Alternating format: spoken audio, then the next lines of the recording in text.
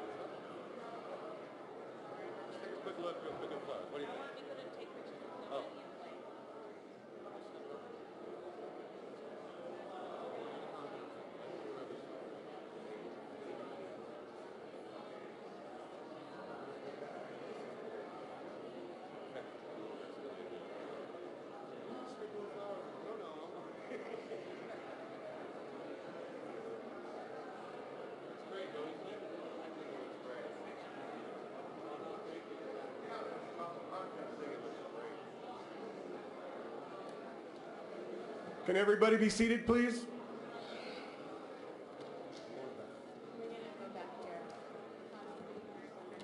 Okay.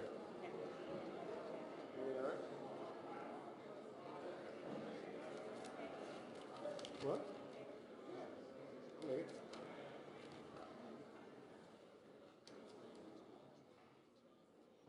What's this? I would. You guys ready?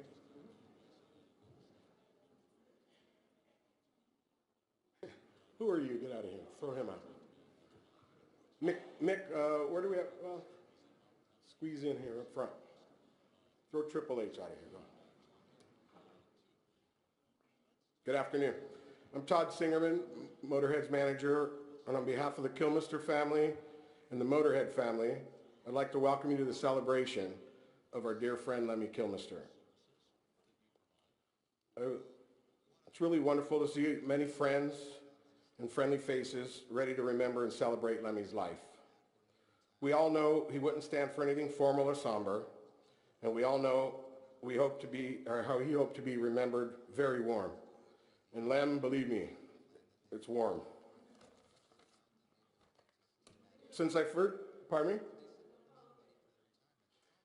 met Lem back in 1991, I can't begin to put into words what a great man and great human being he was. Damn, I hate using the word in the past tense.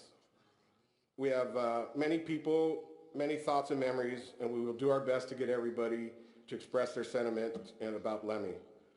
So with that being said, why don't I call up Paul, Lemmy's son, and we could start. Paul? There you are.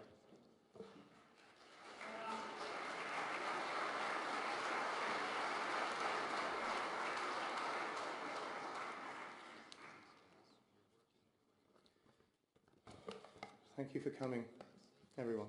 Thank you. I hope this isn't too long. It's 14 minutes. I timed it.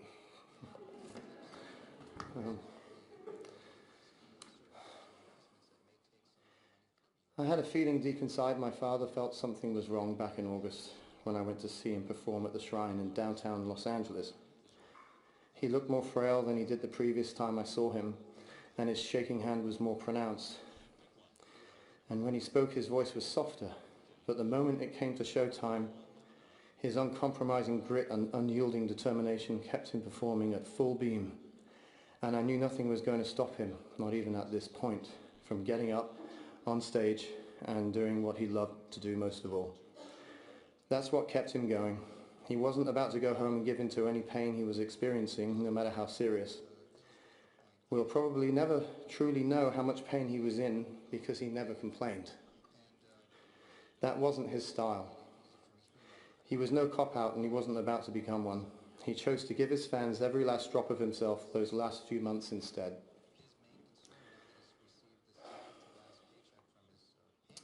Even if he had known his grave diagnosis before the final tour, I know he would have done it regardless.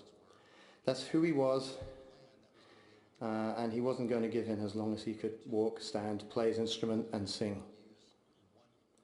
All of his career he was a stage warrior, but this went way beyond that. He took it far beyond his physical limits this time. Still delivering his intense, brazen, high-octane rock and roll show after show, despite his body becoming weaker and increasingly frail, he simply got on with it, but this time against incredible odds. If the hill became steeper to climb, then he pushed harder to compensate until he achieved the required equilibrium to get to the summit. Towards the end of that final tour, I sensed he was walking an increasingly thin and narrowing line in order to keep on delivering, but he kept his balance and his poise perfectly, without falling once. And when I began to realize that was what he was truly up against, it blew my mind open and left me beyond speechless. He was now moving Mount Everest itself in order for the show to go on. Even after receiving the shocking news of our close friend Phil Taylor's passing in November, which would have been a devastating blow to him, and it was, he still continued to deliver the goods, and the show went on regardless, telling the crowd, "This next song was written before you were born." And he loved you all more than he loved himself. He loved his lady Cheryl, he loved Phil, Mickey, Todd, Cameron, Steve, Stefan, Tim, Laurie, Eddie, Arnie, Roger, Wendy, Shelley, Dixon, Emma, Mark, Dan, Adam, Francis, and everyone else that I've forgotten to mention now. He loved us all. We were all his extended family, and he was loyal, the most loyal man we ever knew and will ever know, and he gained our loyalty in return. He wasn't just a musician and a songwriter, he was a figurehead like no other. He showed us how to be true to ourselves by always sticking to his guns, and he never lost sight of that. Never for a single moment. He set the bar. There were no attempts to be commercial in order to cash in on a wider audience during a career slump. It wasn't about making more money for him. It was about keeping it real and authentic regardless of any outcome. And there was no pause button or going on vacation after a grueling tour. He never liked swimming pools anyway, or golf courses, theatres, or even discos for that matter. You would be hard-pressed to find a photo of Lemmy standing around in a disco. Even despite his admiration for ABBA and the Bee Gees. Performing was everything to him. It gave him true purpose and meaning and kept his mind, body and soul together, especially in his final months. That was his idea of a yoga practice, his version of exercising or of working out. It helped any pain or discomfort he felt diminish, and the adrenaline rush of performing in front of the crowd is what charged his batteries back up and kept him on track. My father never had a stage persona. He didn't dress up for his shows, then change back into casual clothes when he came off stage. He was Lemmy all the time. He had style and charisma, but he definitely wasn't a poser. He just always looked that way naturally without trying. To him, it wasn't a business geared toward profit, and he wore no mask. He paid his dues for far too long to ever think or act like that. And I know that's one of the main reasons why we all loved him so much, as well as the music, of course. Motorhead's final album, Bad Magic, was not an easy record to get through for my dad. He struggled with it, but he got through it. And what's especially poignant is how much energy came from the band, and especially from my father in those final studio performances. even at that fragile point in his life. I personally would like to thank Cameron Webb for having the facility to assist my father, Phil and Mickey, in creating a fantastic final Motorhead album in Bad Magic. When I listened to it, my dad, or Lem for you, revealed no trace of his frail health, and right after that he went out on tour again, as he always did, once more putting his fans first.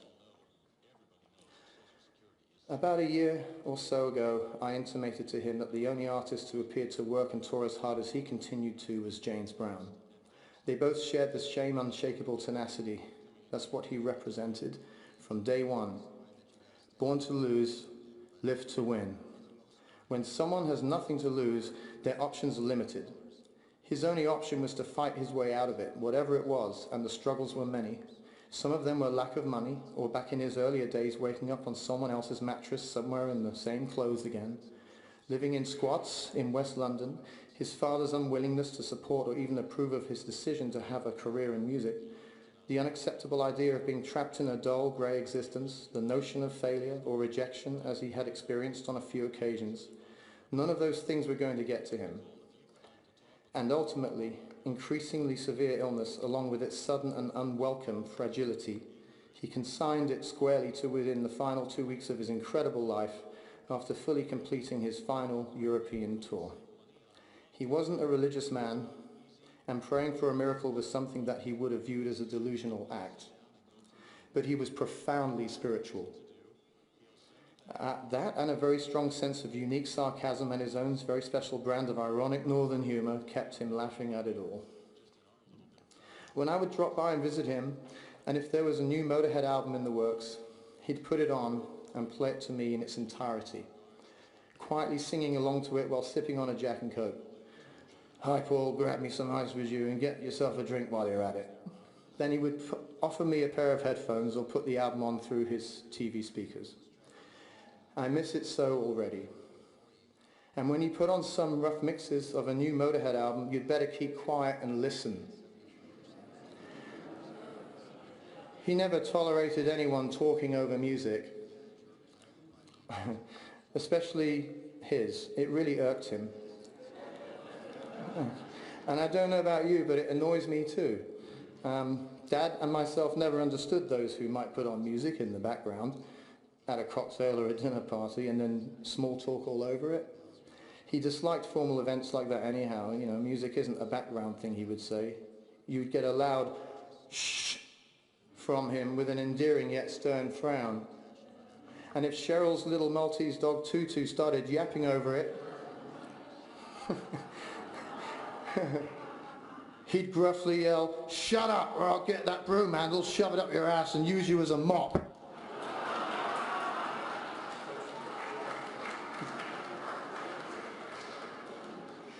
We'd sit on his sofa and watch Monty Python, listen to Peter Cook and Dudley Moore, Tommy Cooper, the Three Stooges. Maybe he'd read some Spike Milligan or show me his own hand-drawn cartoon strips and doodles, which were brilliant. He'd hand me books to read. One of my favourites was an incredible book on the Titanic. And earlier last year he put on the Bonzo Dog Doodah Band album, Tadpoles, and sang along with every single word in the album's entirety to me. I laughed my ass off, and that's something I'll carry with me forever. So you ever get the chance, put on the track Jollity Farm from that album and imagine him grinning at you while singing along to it. Sometimes I'd make him laugh too, and whenever I succeeded in doing so, it was like getting a gold star. We'd ridicule the ads when they came on TV.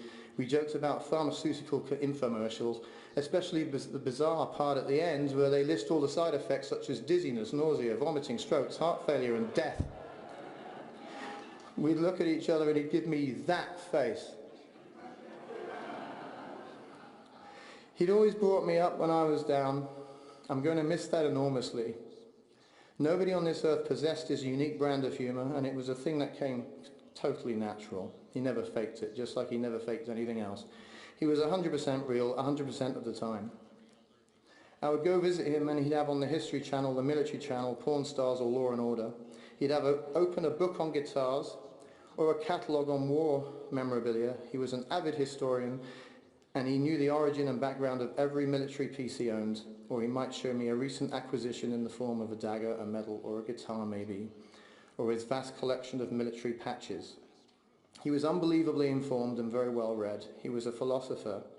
He held the door open for you. He was chivalrous, a gentleman. One of his many great quotes were, "Manners are free." There was an incident that occurred around 1988 when he was living in Fulham, southwest London. I was riding shotgun with a friend of mine on our way over to Dad's place. My friend's Rottweiler, Jacko, was in the back seat behind me. We were about 5 minutes from Dad's place when Jacko suddenly threw up all over my back and shoulder from the rear. It was all down my left arm and in my back and in my hair, just everywhere really. We arrived, got out the car and rang my dad's doorbell. He opened the door wearing nothing but a Japanese kimono, looking casually regal, saw the vomit all over me and slapped me on the back and heartily and said, "A good night out then, son." A huge shout out to my mum, Patricia. I apologise profusely in advance for this next anecdote, so please do forgive me that I have to tell it. In an earlier incident, I'm in a cab with Dad going to a photo shoot in London when I was 17 years old. There was an awkward silence for the first part of the ride, as we had never been in a car alone together before. Suddenly he clears his throat and breaks the silence with, "Before you were born, your mum used to have the most fantastic pair of tits. I used to spend about half an hour on each one." A quick comeback was in order, so I replied, "Well," and I thought I'd got him, you know. I said, "I used to spend considerably longer on them." Upon which he immediately came back with, "Yeah, but you were too young to enjoy it."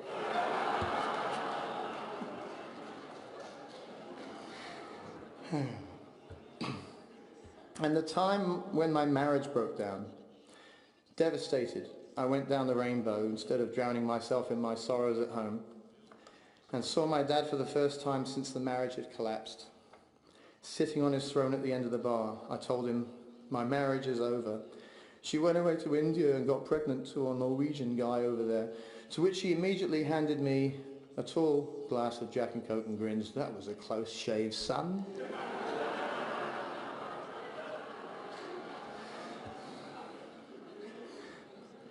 And upon visiting him at the hospital, I drew a blank asking the hospital staff where Lemmy Kilmister's room was, because he'd actually checked himself under the name just in case. And more recently, a year or so ago, the occasion he told me about how he imagined the pallbearers to be carrying his coffin. He joked to me about 3 6-foot guys on one side and 3 dwarves on the other, stumbling along to the theme tune of Laurel and Hardy. He was not a conventional father. He wasn't around when I was growing up, but I never once felt betrayed by him over that. I never once harboured a shred of blame against him for it, because he was truly a free spirit, and I recognised that in him from the first time I met him, when I was 6 years old, on a cocaine deal. I wasn't buying it. He had a definitive goal. He knew exactly where he was headed, and in order to fulfill that goal meant that he had to keep his eye on the prize. He never compromised on that, not once. He removed every obstacle in his way through his sheer willpower and frenzied determination. He made huge personal sacrifices, and it did get to him. He may not have showed it, but you could occasionally sense it. But he just pushed on resolutely as he understood that it was necessary to do that in order to make it all happen. And it became my mission to reveal to him, beyond any shadow of a doubt, that I loved and admired him more than anything else in this world for being so true to himself. It didn't matter to me that we didn't get so much time together in my early years, because to me as a child, he was an enigma. I was fascinated by him, and only ever felt love and admiration for this wild, long-haired man who was cooler than everyone else in the room at any time in any place. I, like us all, were drawn to his unassuming magnetism. They say you can't choose your parents. Well, I won the lottery when I got Lemmy. Because Lemmy Kilmister was my father.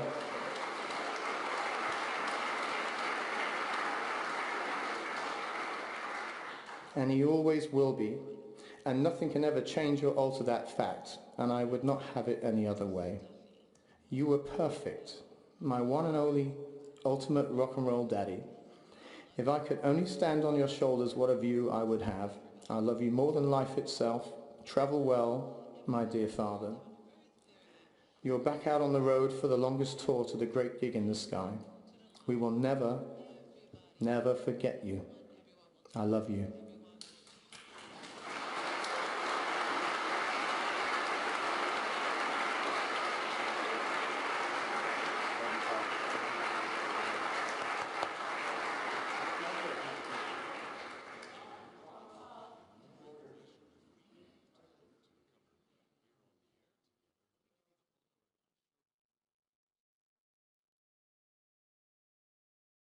All right, we're going to call up our next speaker, Mickey D. Ready?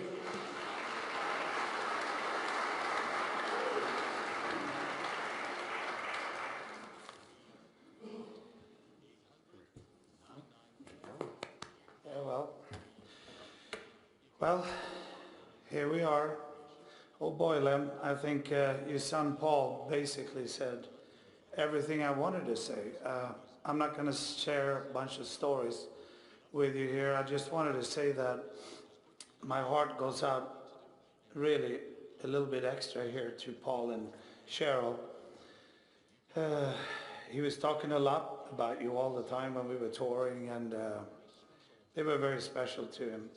As Phil Campbell and myself are, I guess we are the other family and that Lemmy had, and crew, of course.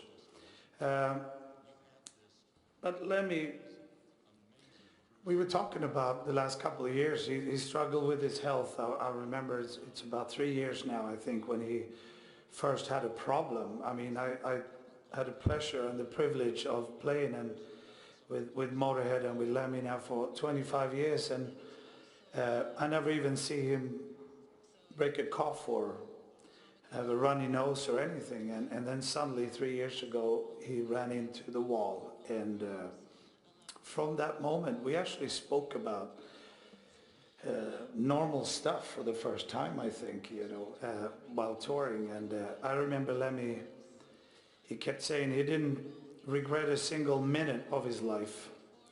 He enjoyed it absolutely at the fully, as Paul was just saying. And he told me all the time that he had the perfect life. I mean, to be touring and entertain people and see the smiles on people's faces, and do what we did. That was the perfect life for him. And not to, the day he would go, he wanted us to cherish and honor his memory and party away big time.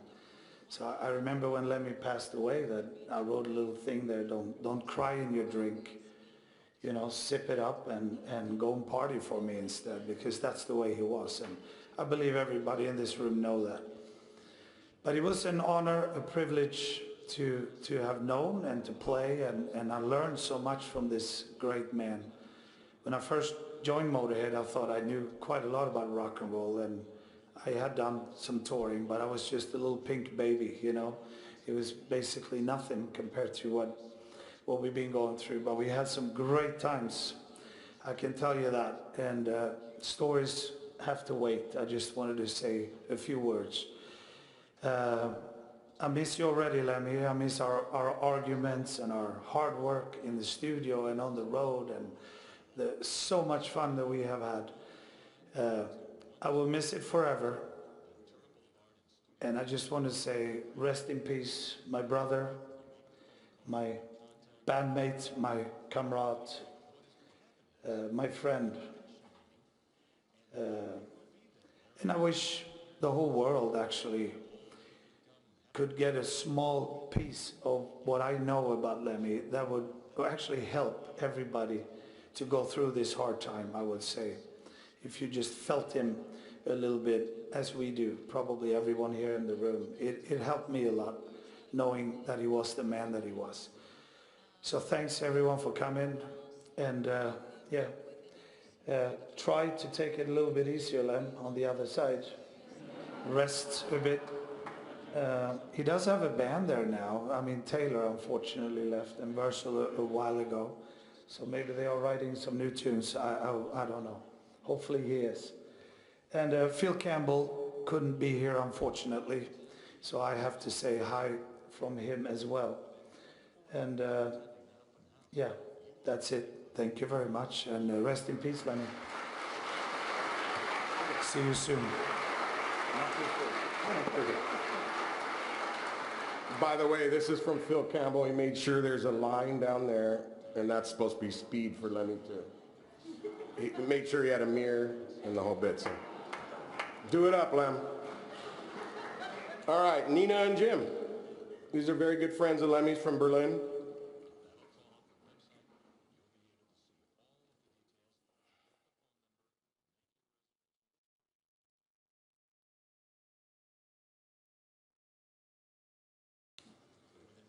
Well, these are some experiences we made when we were a young band, just existing a few years, not having done much.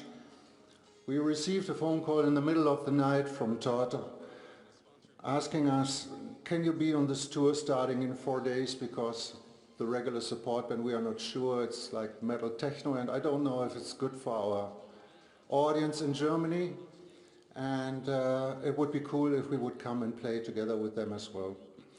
So we did, and packed our stuff, went to first town, Stuttgart, did sound check, and on the way back I passed by Lemmy and he said, oh, there's something going on. I said, yeah, it was really quiet. I mean, our sound check had the same volume as my stereo in the living room. Let's see what we can do about it, he said. So we did the show, everything was great, and Hobbs, the sound engineer, told us what happened. They placed from the Motorhead crew 2 people left and right from the sound engineer who was supposed to do our sound, moved his hand away from the master fader and put it on full volume and said, if you touch this, we're going to put you away from the board. Put this into a perspective that the band leader of the main act is doing this for the support act. And when the tour was over, I asked Lemmy, look, next day we are starting our tour supporting Alice Cooper. And in Germany, what we do, we don't know these people. Can you write a recommendation letter? And he said, sure, give me a piece of paper. And he wrote down, dear Alice, your usually good taste let you choose my friends, this band. And the singer Nina, I hope you treat her well, otherwise she would bite your head off. We showed it to Alice and he laughed and said, put this into the Lemmy case. On the last gigs, I went to Lemmy and thanked him for letting us play on his tour. And he stopped playing the video game and turned to me and said, fairly loud, fairly kind of angry, look, stop this, thank you, thank you, thank you. You wouldn't be on my stage if you don't please my audience, but I saw you please my audience, so you are on my stage. We could be friends if you're not on my stage, but you are only on my stage because it was all right what you do. And I was going, what am I going to answer to this? Translate in my head, German, English, German, English. And all I could say is, thank you, man.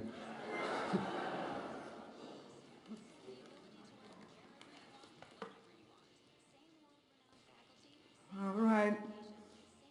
1992, Lemmy and I met the first time at the Concrete Foundation Music Fair here in Los Angeles. My band was just signed an American record contract and we had just relocated from Berlin to Los Angeles. It was in the backstage area when we've met the first time. I looked at Lemmy, bare chest, jeans jacket, ultra shirt, blue jeans shorts, a bullet belt, and flip-flops. I never seen any better combination in fashion. Left and right from him, two very tall girls, blonde and beautiful. I've looked up to them. And Lemmy looked at me. I said, hello. And Lemmy said, hello. I tried to continue this conversation, which had started so well, but for some reason I've had a blackout.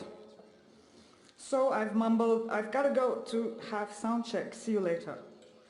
Almost a year later, I've received an official message from the Motorhead management that Lemmy would like to come to Berlin to visit us in our studio. When he saw the studio, he asked me, "Is this your studio?" I said, "Yeah." And he answered, "Live here and die here."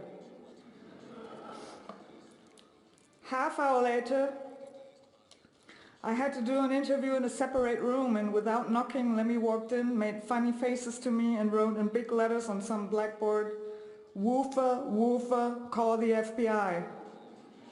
And off he went.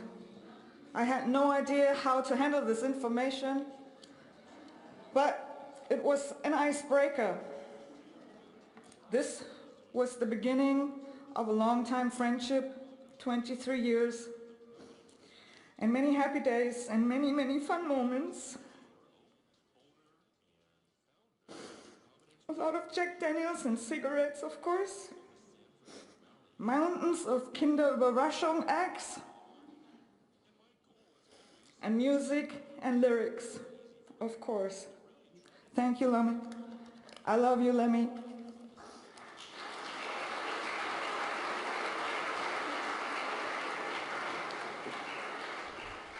Jim and Nina from Skew Siskin. I'm going to skip a little and move around a little if you guys don't mind. Bob Kulick. You here, Bob?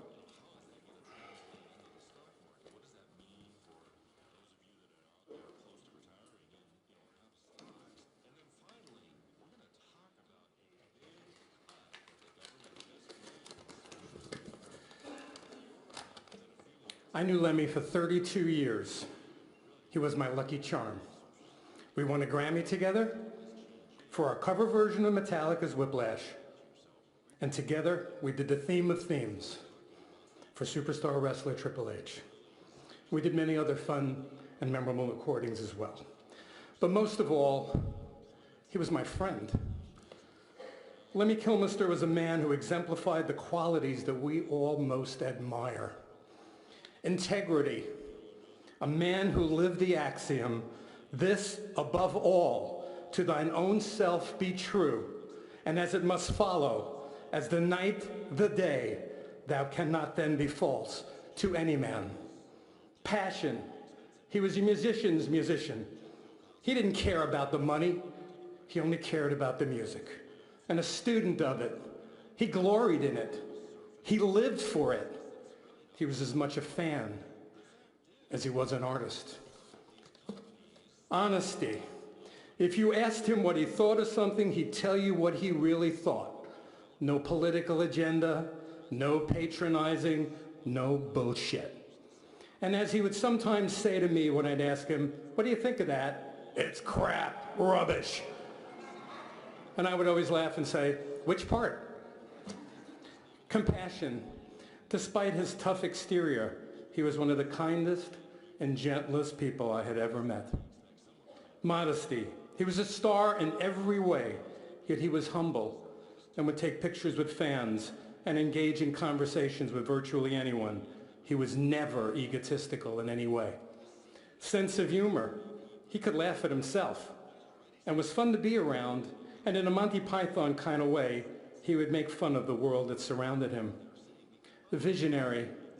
He had a vibe, a sound, a style uniquely his own. And to that extent, a leader. not a follower. He was a visionary. It was his way or the highway. Yet, he was not unreasonable, and if you could somehow convince him of something, he would go for it. I'm proud to say I knew a modern-day pirate, a genius, a legend, a man we all wished we could be. Rest in peace. The human race is a far worse place without you.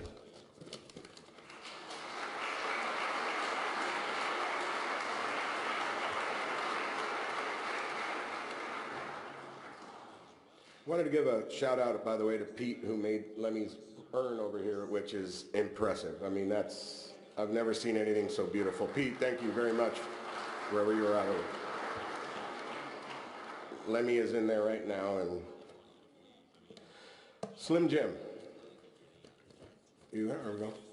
This is as you know, Lemmy played with Slim Head Cap, and the smile on his face when you guys would play together was enormous and amazing. Hello. Did anybody else let Lemmy smoke in their car? Okay. But he always kind of asked first, which is because he was a gentleman. That's the thing that I want to really point out about the guy. He was a gentleman. I never saw him rude or inappropriate to anyone. And we were in a lot of places where that's the norm. Dressing rooms, airports, planes, vans, rest stops, everything. I never saw him rude to anyone, to a fan. I never saw him inappropriate with a woman. He was always very, very gentlemanly, very in his own way behaved. And I see him as an English gentleman as much as I see him in any other way. And I see him as a unifier because we look out and there's heavy metal, there's hard rock, there's thrash, there's punk, and I like to represent the rockabillys. And Lem straddled all those fences, and I never met a fan of music who didn't understand and get what he was all about, because he dug it all. One of the first nights I ever met him, we hung out and listened to Gene Vincent BBC recordings that he had recorded off his radio onto a cassette, and was very happy that he met someone that could relate to it, and we sat up all night playing chess and listening to Gene Vincent records that he had recorded himself. And I just wanted to say that he was the last of a breed. I don't really know anyone quite like him, but he was the last of the Mohicans for sure. And I'm honored and also happy that I knew the guy in the way that I did. So let's enjoy his legacy. He was a very good guy at the end of it all. Thanks.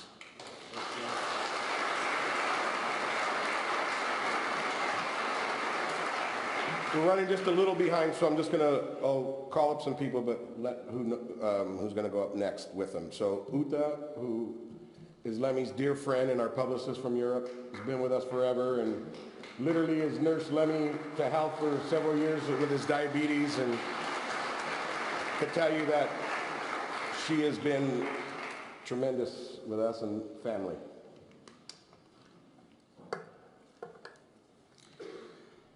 I hope I can do it. Lemmy, the man who dared to live his life the way he wanted. Lemmy was a cosmopolitan, and his crew was international. So here I am standing to say farewell to Lemmy, a true gentleman I've worked for almost 2 decades. I've been with Lemmy through good times and bad times, and we had a lot of fun. He was an icon for thousands of people. His music was loved by millions. Lemmy was the last loyal, honest man standing in rock and roll, but for me, he was only my Lem.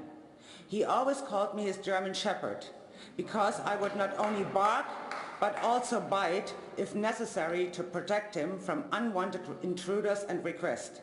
He also called me his nurse on Prada, because he had a view for what I would wear or like. One day in the hospital, I was pushing his bed through the corridors, and his German doctor Jens told him that I'm already the perfect nurse. Lem said, yes, she is, but she would never wear these hospital shoes. She would wear Prada. Since then, I was his nurse on Prada. Because of Lemmy and his bands Motorhead and Headcat, I was able to travel the world extensively. I've met so many people and made a lot of new friends. I was part of the Motorhead family, and I will be forever grateful for this. For me personally, an era is gone and life is different, since the 28th of December. I do hope his immediate family will cope with the loss in time and remember the great times we all had with him. Saying Goodbye Now was one of Lem's favorite series, Fawlty Towers. We watched so many times on the bus, and he always liked to use the phrase, "Oh, you're German. I thought there was something wrong with you." Can you do the funny walk for me? No funny walk for you, Lem, anymore. Auf Wiedersehen and tschüss, Lem.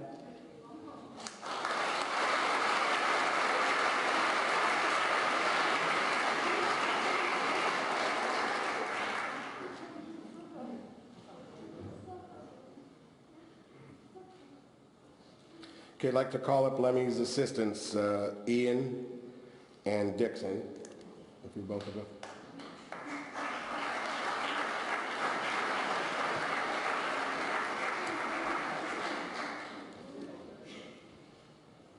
Go ahead, Ian, go first. And then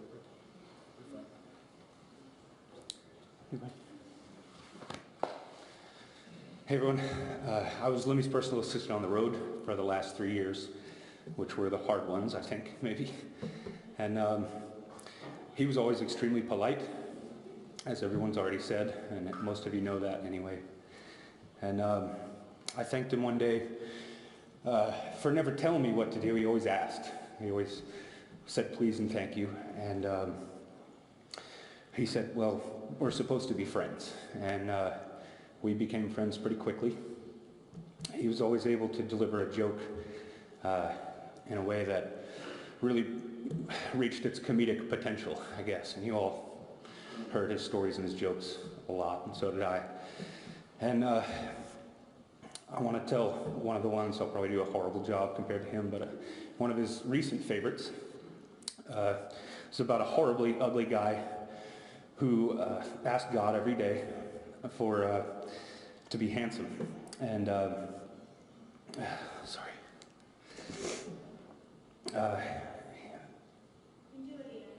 Sorry. Yeah, sorry. He said, God came to him one night and he said, I'm sorry, I can't.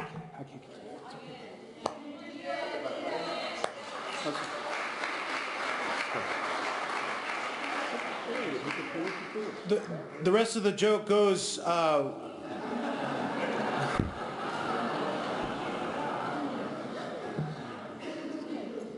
just make this quick. There's a couple of things out on the internet that are great. From now on, the Jack and Coke will now be called the Lemmy.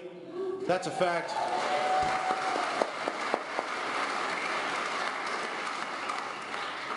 They discovered a new element, a heavy metal element. It's in petition to sign it. They're going to call it the Lemmium.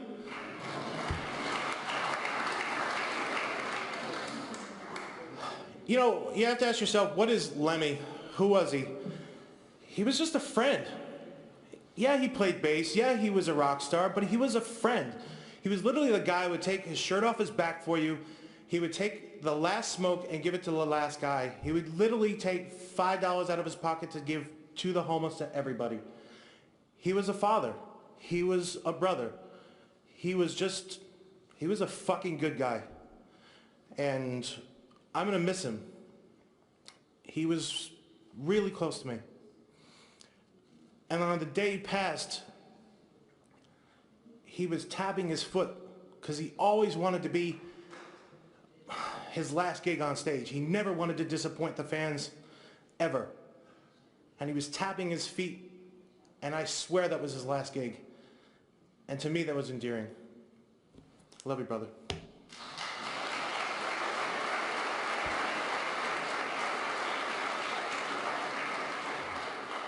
I'm going to finish. Sorry about that. Yeah. So God said, I want you to go tomorrow to the horse races and put all your money on pink 8, and you'll have the money you need for your surgery. You can get plastic surgery and you'll be living out your rest of your life very handsome. So of course he does that, and going into surgery he says, I want to look like Brad Pitt Just make me look like Brad Pitt. Sure enough, 3 to 4 weeks later, he's taken off the bandages, and he looks exactly like Brad Pitt.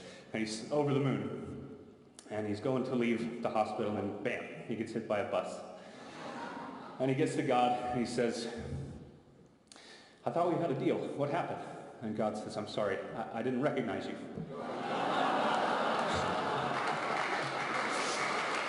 I'm sure that wherever he is, he's fully recognized, and nobody doesn't know who Lemmy is. So, Godspeed, man. And he would say, thank you very gladly.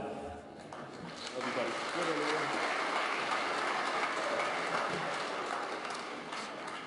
Scotty. This is one of Lemmy's best friends, and when Lemmy would be off tour,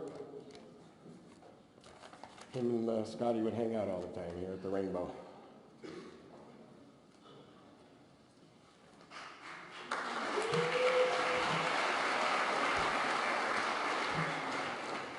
Well, shit. I guess I got to start at the beginning. I met Lemmy. I was a snake handler for Alice Cooper. And 98 August, Alice was playing the House of Blues on Sunset Strip 3 nights in a row. And on the first evening, it was just me and Lemmy standing at the bar. And I went up to him and said, hey, you're Lemmy from Motorhead, aren't you? And he's like, yeah. And I'm like, I just wanted to, I didn't want to bug you. I just wanted to thank you for your music. I ride a motorcycle for a living, and it's great driving music, at 80 miles an hour down the freeways. He offered me a drink and offered me a cigarette, and it seemed like for the next 3 nights we were pounding around together. Well, the second night, my snake, when she got on stage, she shit right on Alice Cooper. So I go running past Lemmy, and I'm headed backstage, and I'm thinking I'm fired, And Lemmy's like, what's wrong? And I'm like, you didn't see my snake just shit on Alice Cooper. And he roared. He laughed so hard. Oh, God. We always, to hear him tell the story of that night was pretty hilarious. I don't think I could tell the story any better than him, but from then on, I think I rode him to the Rainbow after that gig on the back of my motorcycle. Here I had 2 snakes on the back and Lemmy wearing a police helmet. So we arrived to the Rainbow, and I have an 8-foot python in my jacket. And we walk in there, and right past the fireplace, my snake decides to come out 3 feet over my head. People are screaming to get security. And the security guard goes, I know you're Lemmy's friend, so just take the snake outside and I'll let you right back in, So that was my first experience meeting Lemmy. And when I got back to his place and saw his collection, I was like, I'm finally home. I've met so many awesome people. All his friends and fans became my friends. Doro Pesh. I got to meet Doro Pesh. For so long I wanted to meet you, Doro. And, finally Lemmy took me to Vakin 2014, and I was able to meet Doro. He took me to concerts, took me to Metallica. I got to meet the guys from Metallica. And all Lemmy could talk about when we were back there meeting him was, you should see this guy's helmet, I made the dragon helmet in the movie, right? But we would sit on the couch for hours, and I don't think I've had as many conversations about hours about the stretchiness of fabric. He had to, it had to be the right stretch. That's not stretchy. This is stretchy, you know. Like, are you kidding me? That's stretchy. Well, I don't like it. Take it back.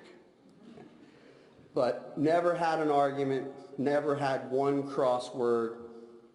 You know, we would leave the studio, and he would be on the back of my motorcycle, flying down Sunset on our way to Crazy Girls or Jumbos, or you know, and we had a lot of good times in the studio and strip clubs, and we were always the last ones to leave. They'd be closed for hours, and me and Lemmy would still be there shooting pool with the strippers.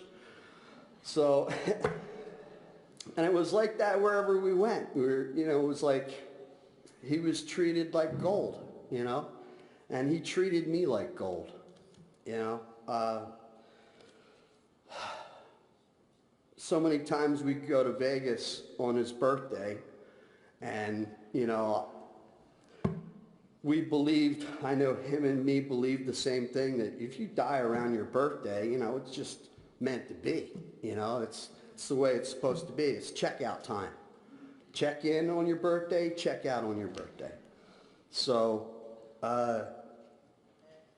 when he passed away, I wasn't shocked, I was relieved knowing that he went when he was supposed to go.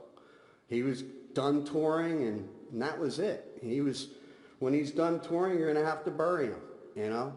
So, Godspeed, Lemmy, you know, thanks for everything, he gave me hats, he gave me daggers, you know, gave me so many funny instances.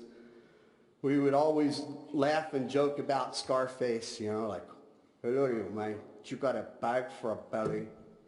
You're eating this fucking shit, looking like these mummies. He loved that shit, you know, and Blazing Saddles and Young Frankenstein, you know, Frau Blucher, you know. He was just a joker, you know. So here's to you, Lem. I'm sure I'll see you in my dreams. And have a good time up there. Thank you, Scotty. Take care. Wow.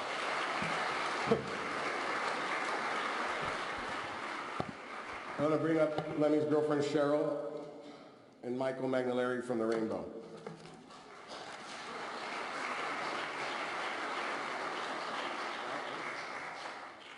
I'm not going to take long.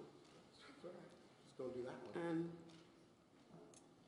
I just want to say to everyone, Lemmy loved me, but his greatest love was his fans and his music. And I remember saying, baby, don't go, stay home, skip this tour. And he said, baby, can't. I love my fans. He never raised his ticket prices because he always thought that everyone should always be able to afford to go to a Motorhead show. It wasn't about the money. It was about his fans. And I think I made a quote on Facebook. I lost the love of my life, but the world, they lost them. So that's all I want to say. Thank you.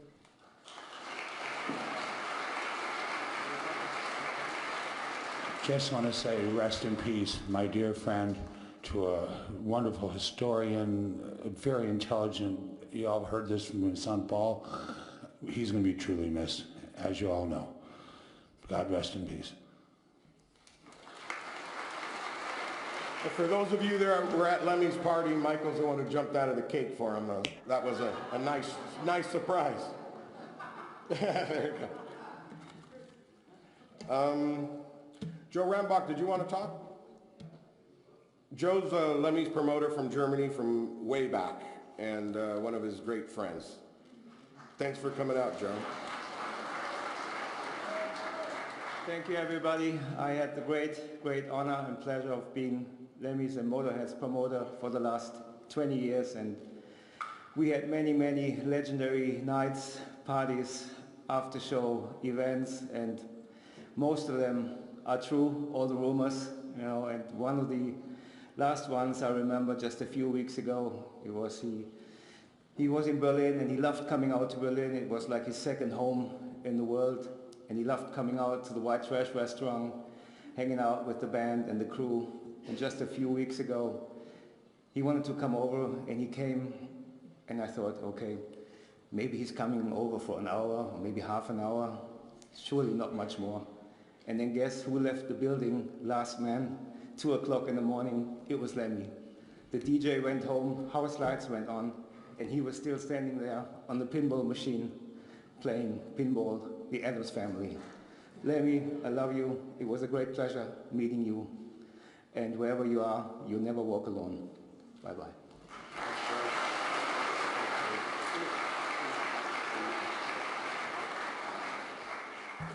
Okay, Pascal. You around? Where's Pascal? This is Lemmy's good friend, his bootmaker. This is the man that, the fashion.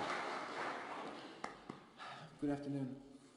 I was just a schoolboy in October 1983 when I went to see Motorhead for the first time in my hometown in Clermont-Ferrand, France. And I remember spending hours at the back door of the venue hoping to meet the man.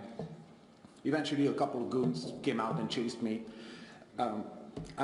In 2000, when the wonderful Sharon Lee brought him over to my place to get measured for a pair of boots, I told him that story, and only at that moment it came to my mind that in 1983 I didn't speak a word of English. And he gave me one of what I call Lemmisms. You know, he said, logic should not interfere with determination. And I made a lot of boots for him over the years, and as a boy I used to read the name of all the people on the record sleeves that he would thank. And one day I made the list, and I was just so taken back that I immediately called him and said, thank you for making my boyhood dream come true. And he just said, sorry, had I known it, I would have done it sooner. He was that guy. He was one of the kindest person I have ever met. It was a privilege to make his boots for 15 years, and it's an honor to see them go with him to his resting place. Thank you, and so long, Pat.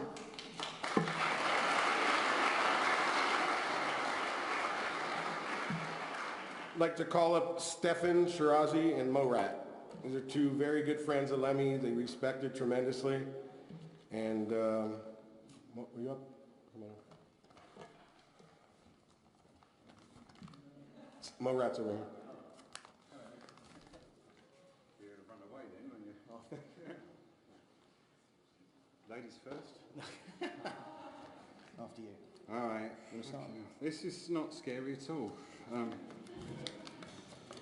Remotely. Like everyone else here, I'm feeling completely overwhelmed because we're not just saying goodbye to a dear friend, we're saying goodbye to an icon. I've spent pretty much the entire week wide awake thinking what I'm going to say about him, which is kind of ironic because if you hung out with Lemmy, you'd spend the entire week wide awake. I'm sure you're all aware that he had a completely absurd sense of humour. So I did think of getting up here and just talking about the wrong person for a couple of minutes and talking about someone called Arthur and his love of beekeeping, just because Lemmy would think that was really funny. And then I went through my phone because I thought, well, I'll tell them one of Lemmy's jokes, because I'm sure you all know if you had like a cell phone, once he finally got one, he would text you all these ridiculous jokes at 3 o'clock in the morning because he forgot about the time difference. And I could find one that was suitable, all the rest were filthy. And I apologise, because it's terrible. 2 peanuts were walking along the road, and one was assaulted. It's not mine, it's his.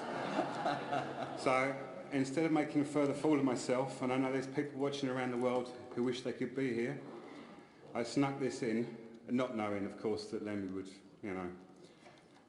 Cheers, Lemmy, we love you.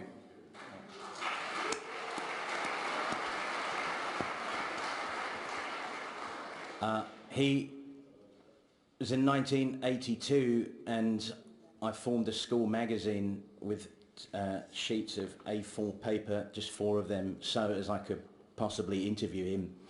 And he accepted the request and accommodated me for nearly 3 hours in the studio, you know, answering such devastating questions as when asked about Surbiton, Lemmy described it as not exactly the hub of the universe. I asked him what he thought of being at the top of the Mouse Sex Object poll in 1982 in sounds, behind E.T. actually, he was behind E.T. The reply to my tentatively asked question on the matter was, I think I got the edge on E.T., I got longer legs than he has. But the thing, listen, everyone said this and it's so true, he was so kind and supportive, and he gave me the belief that I could live a life that I wanted to live and that everyone was going to be like him. And he was always he was so consistent with that, and he was so supportive. He was a very funny man, as you've heard. He loved humour, he loved Python, he loved the Goons, Harry Seacombe, he loved all those guys. And I've become aware that people don't really know who Spike Milligan is. So I'm going to read you a couple of Spike Milligan poems, because he loved words. And as silly as these words might sound, they're quite brilliant. He was quite brilliant, and Lem was brilliant with words. So I'm going to read you Lobster. Libster, lobster, labster lee, living in the deep blue sea. Libster, lobster, where are you? Gone to lunch, back at 2. Which I just think he's brilliant. And there's another one here. If you're just sorry, I have to find this because it's not Judith Hart, it's not Malice at Buckingham Palace. I lost my page. We could do the Ying Tong song. Here it is. We could. Ying Tong Idlai Po. He loved that song. It's a poem called Sophia Loren of Leeds. You'll notice a theme. Ingle jingle, jangle jom, tingle ingle, dangle dom, fringle frangle, bangle bomb. And there's more, my friend, where that came from. And last but not least, I have to tell you, it was a really, I think for everyone, it's been a hard time. About 24 hours after we got the news, the Swindon Advertiser managed to make me laugh, and Lem, good God, he would have laughed at this so hard. The Swindon Advertiser said that the gig in Swindon was in jeopardy due to the passing of the frontman of Motorhead. So I know Lem would have laughed, and, you know, thank you so much, Lem. It hasn't sunk in, it won't, but thank you. Thanks very much.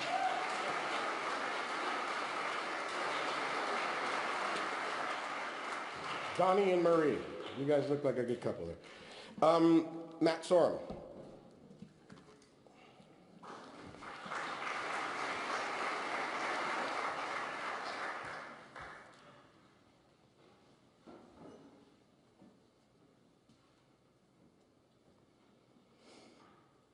I'm very honored to be asked to speak about Lemmy today.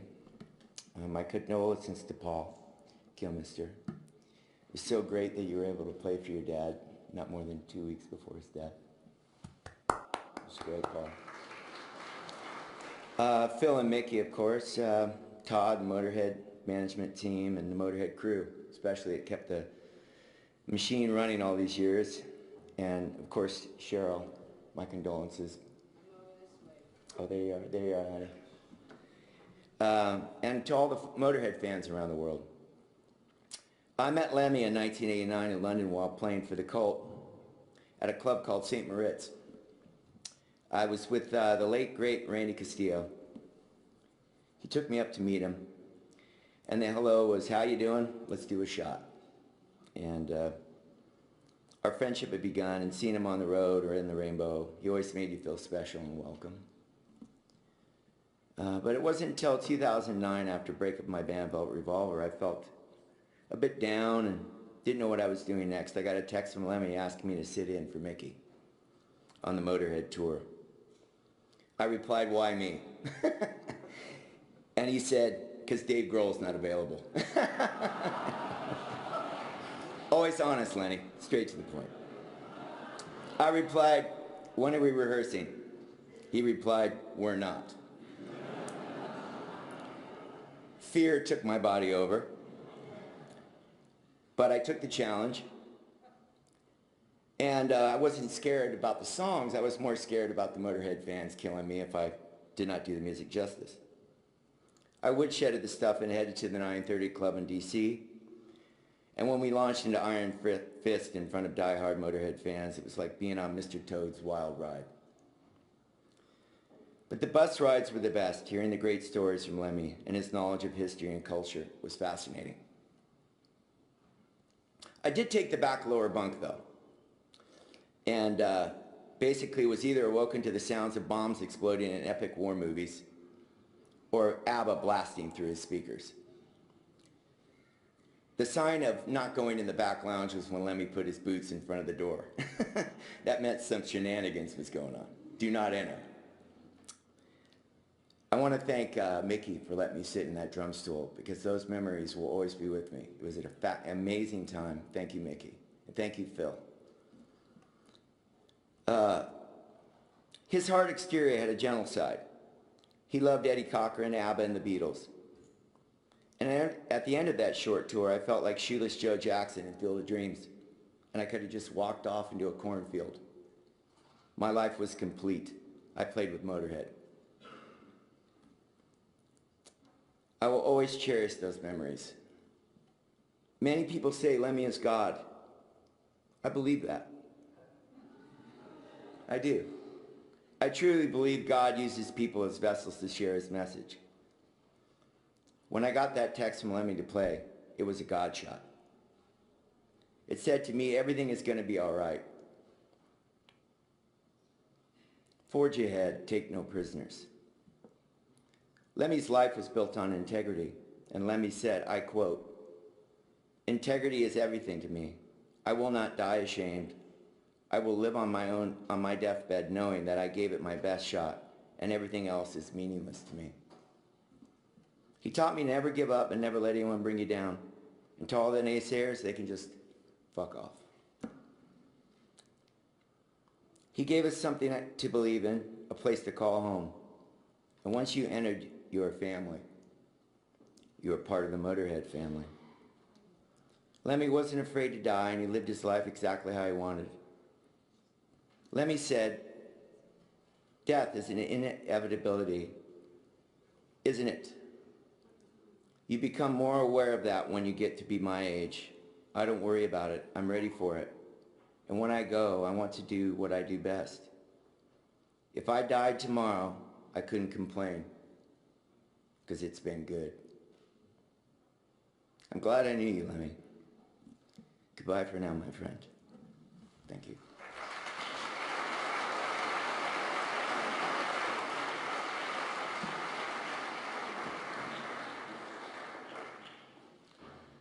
The next person I wanted to call up, I wanted to say a few things beforehand. I want to be calling up Slash. And if everyone recalls when Lemmy had to end up getting the defibrillator put in, Lemmy really had some hard times with that. And to be honest, he wasn't sure if he would be able to continue doing what he's done all his life and the way, you know, to be able to put it out at 110%. And Slash, I thank you profusely because truth is, without you being there, and you literally were there every day with him, you held his hand through this thing and built his confidence, played Coachella with him and the show we played at Nokia. And I don't think if it was for those shows that he would have carried on, not knowing, you know, he didn't have the confidence knowing, can I pull this off? And he showed him that. And I really think, you know, thank you for those. I think it would have really stopped at that point had you not put in the effort and the love that you did. And I do think that that's what got him to this point today. So thank you, and you're up next.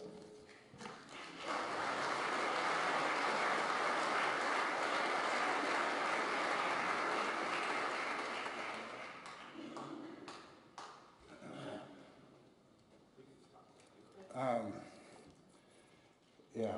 I'm not real sure what to say here other than Lemmy was somebody that I just feel so honored to have been friends with. And I met him at a time when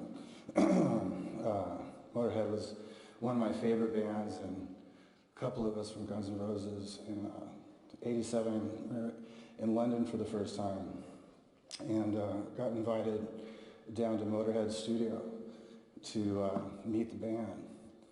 And I was really fucking intimidated. I was like, you know, this guy who had this image of being, you know, very hardcore and so on and so forth. And we, of course, had that sort of hardcore image. And I didn't know exactly what to expect. I walked in and was very graciously accepted by Lemmy and company. And we headed off after the session to St. Moritz, and we've been friends ever since. And he was just such a fucking great example of, you know, what most of my peers all want to be. Somebody who was like true to his school,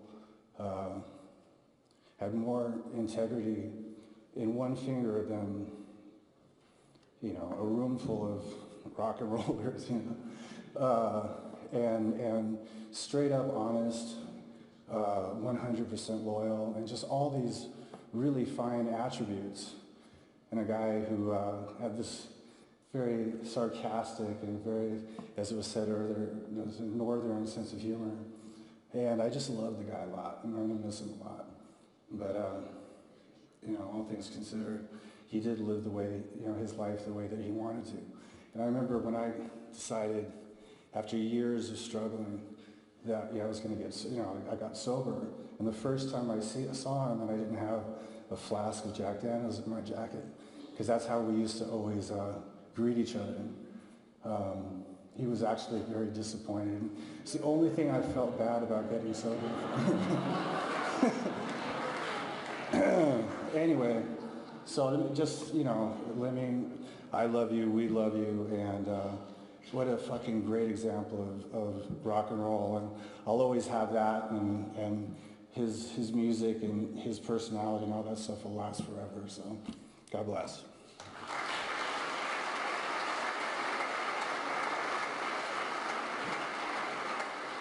I want to call up Roger. Where's Roger at? Our stage manager. There you are. And I want to thank all the crew, by the way, that, you know, isn't coming up, because obviously what made Lemmy really love touring was his family, his road family. That meant a lot to him, and being with his friends was everything. So Roger, come on. If you can, do your best. All right. Just look at that face. That'll scare you off, just right there. God. Anybody else? First things first. Philip, if you're watching, you said you were going to bring a fart machine. We don't have one, so sorry about that. Right. Lem, first time I was ever in a room with you, I said something stupid, like really small talk. Like, Roger? Yeah. If you don't have anything interesting to say, don't say anything. Oh, okay. So then, months and months later, walking in the bar in Milan, and he's by the bar, huge grin. Hey, what's up? Dude, I saw your skinny legs coming down, and I wanted to buy a drink for your smile, because I knew you were going to be smiling. And I just have to thank you for your amiable self and taking care of our crew. And I was like, all right, that's stuff. So I remember driving you, and you're listening to country music and singing out of tune and complaining that no one can sing background music in Motorhead. I'm like, oh, I can't do, no, that's not gonna be Motorhead, is it? They're like, all right, I'm not doing it. And it's just a pleasure having you in the car, having a cigarette. I remember taking you to Marshall, and you asked for liver pate. And we came up with your heads, and there wasn't a lawyer, not even Todd. Todd said, do what you want to do. So over a handshake between him and Jim, it's just how polite and gentle and old school these guys were. There wasn't anything to do with anybody. They're just like, yeah, let's do it. It's done. They're there. We're proud of that. We were proud of having the stage ready for you every day. It was a pleasure to have you on your stage every day. I remember you complaining that you never saw me drunk. I'm like, this is the only band that this is ever gonna happen. Like, I was drunk before you, yeah, but I never had to hold your hair where you're puking. All right. I remember our impromptu square dance in some stage somewhere, and I remember we had this smoking hot all-female band opening up once, and I had a terrible gig. And the next day we had this sound check, and it was perfect too. You walked on stage, and then all the gear were like, and start walking towards me after the sound check. I'm like, oh God, I'm gonna get fired, I'm gonna get fired, I'm gonna get fired. Like, Raj, yeah, I heard you singing the guitar player. Yeah, I got the bass player. So, I'll never forget how proud I was of wearing this the first time.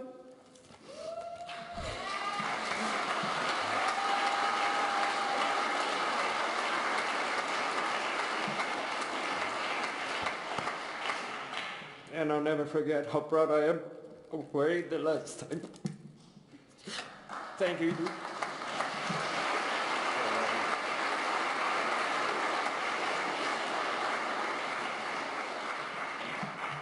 Andreas from Sepultura, thank you for Eddie and Roger here. All right, next. I want to bring up Mike Inez and Whitfield Crane. You don't have to come the same time unless you want to, but come on up.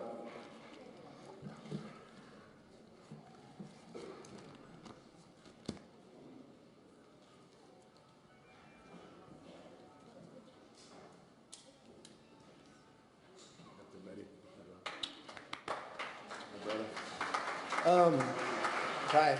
So, you know, I love Motorhead. I've always loved Lemmy. And I've always kind of wanted to be adopted by those guys. And in the last, let's say, 3 years, I'd found myself in Europe, post-tour or whatever. And I would hear that, you know, Motorhead was going on tour, so I'd devise different ways to just kind of show up to Motorhead band practice and see if I could go on tour with them.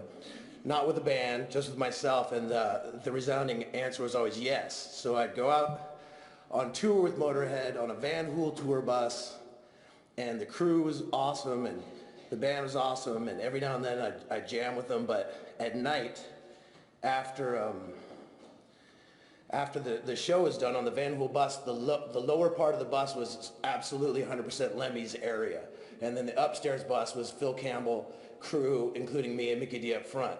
So I'd sneak down every night pretty much and sit for hours with Lemmy. I'd look at him and say, hey, is it cool if I sit here? And he'd nod me with his hat and his cigarette. And he'd sit there with an iPad, and he would quiz me. And he'd play a song on the iPad very passionately, every song very passionately. And he'd be all, do you know who this is? And I'd be all, no, who is that? He'd be all, Dave Edmunds, right? Or he'd play me like some obscure Pink Floyd Syd Barrett song, and I wouldn't know what that was either. But and then he'd like play a song, and I'd be all, that's Carrie Underwood, right? And I'd be all, Carrie Underwood, and he's all, Carrie's right. And the thing about it is each song he'd play, he'd make power chords with his body, and he was so passionate about life and music. And so to sit there with him and see his passion in music that was so genuine. I mean, he just played a show each of these moments, and he was so filled with music and love of other artists and all that. And, I'm really grateful for that. So I do miss Lemmy very much. And I also had some interaction with Phil Campbell. And so I'm going to read this from Phil. And hopefully I can find it. Sorry, I'm tripping out. There we go. So this is from Phil Campbell, with much respect.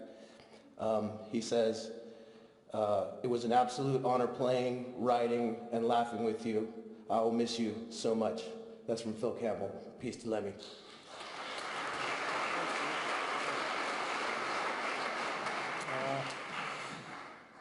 Thank you, Paul, and family, and Todd, for letting me speak to invite me to speak today.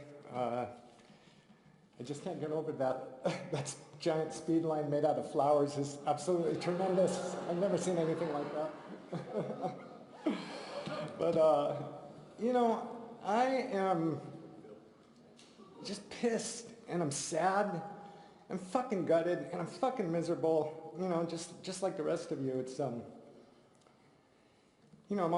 so grateful and I'm blessed for every road mile and moment I spent with this great man. I have like 26 years of stories with Lemmy that, like Mickey says, I don't think I'm ready to share yet. It's just, it's too soon and it's too personal. And so I guess I'm a little selfish too right now, but I can't speak to Lemmy being like, he was gravitational. He just wanted to be in his proximity no matter what the scene was. He was always just the guy you wanted to hang out with. He was such a gracious host and just liked to make you laugh. He loved intelligent people. And for the most part, I think he liked a lot of the fucking stupid ones too. I don't know. He's just, he was that kind of guy, He's just cool in every sense of the word. And I think secretly, on some level, all of us, every one of us, hoped his coolness would rub off on us in some molecular quantum level. And, let me be the one to tell you, it did not at all. Lemmy's brand of cool was like singular in nature. It was 100% non-transferable. There was only one Elvis Presley, one Little Richard, one Steve McQueen, and, one Lemmy. It's just, it's funny, a friend of mine yesterday, when I was talking about coming and speaking here, said to me that Lemmy was a man of few words, he says. And I just said, well, obviously you didn't fucking know Lemmy at all. God, I've been the sounding board to many of his like speed-fueled diatribes and after-hour lamentations, right? He's one of the smartest people I've ever met.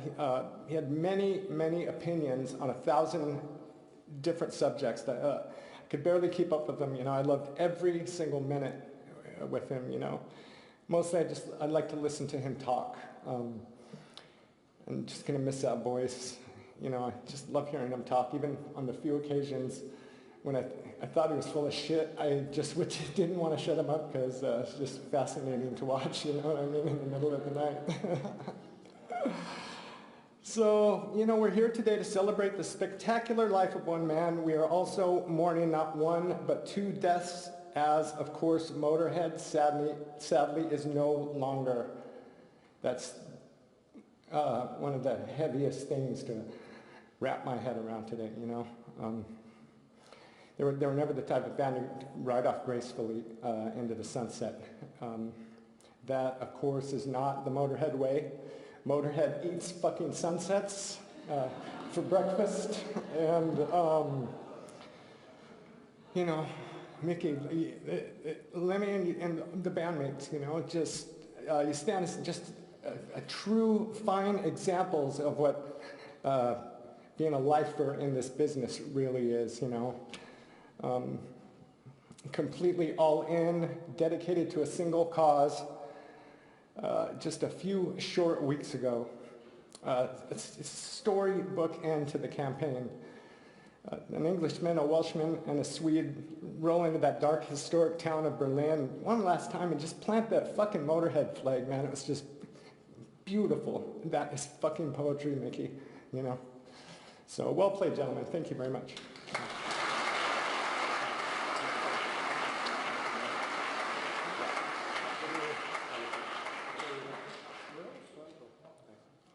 Michael didn't want to tell a story, but I'll tell a quick one. It was in '92 on the Aussie tour where Randy Castillo and Mike wanted to come into our bus to go to the next show. And we stop off at a liquor store and basically have a full crane or a dolly full of Jack Daniels and beer. Wurzel, remember that one, Mickey? We had like about 8 cases of beer and Lemmy had about 2 cases of Jack. And Michael and Randy show up with their 6-pack. Remember that? We just look at them like, okay. Then they look and they go, oh, shit, what are we in for here? That was a ride. Yeah. We're going to be running out of time soon, but I got a few more speakers. I just want to do a real quick shout out. This is dangerous to start getting into names, but wanted to thank Orica and Thomas. Orica's been Motorhead's label for, 20 years now, and want to thank you for sticking with us. Good and bad, you've been there. Barry Drinkwater, merchandise, global merchandise, thank you. Neil Warnock, Sam, United Talent, Andrew Goodfriend, Mike Monterulo, Steve Shank, and Rika from TKO, and Wendy Dio. I don't know, where's Wendy at? Oh, yeah, that's it. All right, that's it. All right. And Shelley, who's been with us in management, for over 25 years here, so I want to thank you for everything. All right, next speaker will be Rob Halford.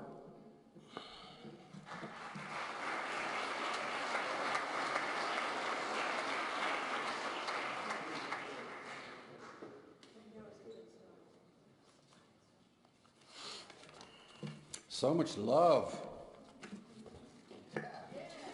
Love. Lemmy, hello everyone. On behalf of Judas Priest, Glenn, Ian, Scott, Richie, Jane and Bill from Trinifold, and Chip and Jen from Chipster PR, I'm here to include all of our love for Lemmy and Lemmy's family. Over the years, we've had so many amazing times with Lemmy and Motorhead, on and off the road. Most recently in Europe and South America. We always look forward to seeing the lads when we kicked off working together, as we knew well in advance there would be more than one Lemmy moment or a Phil King of Comedy Campbell event. Yes, laughter was the overriding emotion with the guys. And as we know, if you can't have a good laugh on the road, you might as well pack it in. On a personal note, when I was in the presence of Lord Lemmy, I always felt a bit overwhelmed. Admiration mainly. Here is a man that lived rock and roll life on his own terms. A true rock and roll maverick. His music speaks for itself, of course, and as we know, the music lives forever. Here's something I would like to share that took place between me and him in South America. We just completed the tour down there with Ozzy, and we were all heading back up here. I was wandering around the airport lounge very late at night, it might have been early in the morning, and I saw him sitting by himself in a corner. So I wandered over and said, all right, Lem, yeah, I'm all right. We've had some good fun on this one. Then for some reason, I took his hand and we sat there in silence for a few minutes. Can I do a selfie? He gave me the Lemmy look. And I half expected, no, bugger off. at that tired and godly hour of the morning, but he said, no, go on then. So I did, and I kissed him, and then I told him that I loved him. When the news hit, the first thing I did was put that on my Instagram. It's a moment to share, a moment to cherish, a moment of unconditional love. Faith, family, friends, fans, God bless you, Lemmy.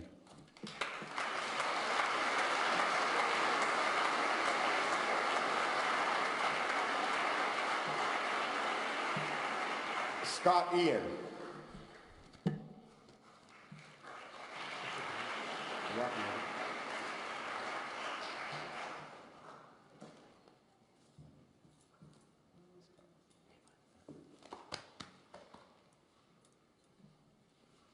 In 1999, I got a phone call asking for a quote.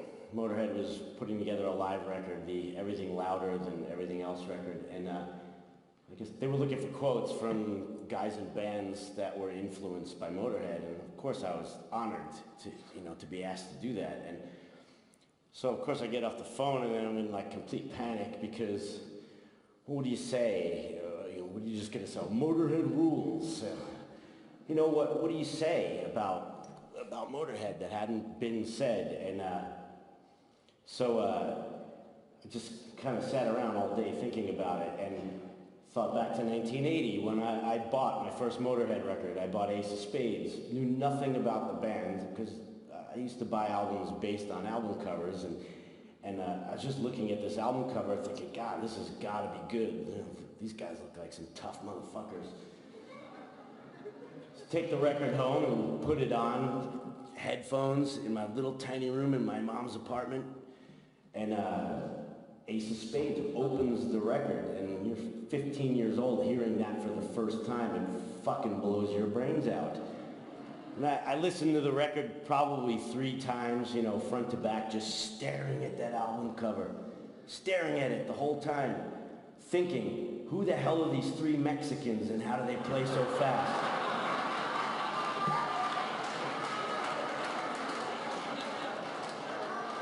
They look like banditos. They certainly didn't look English.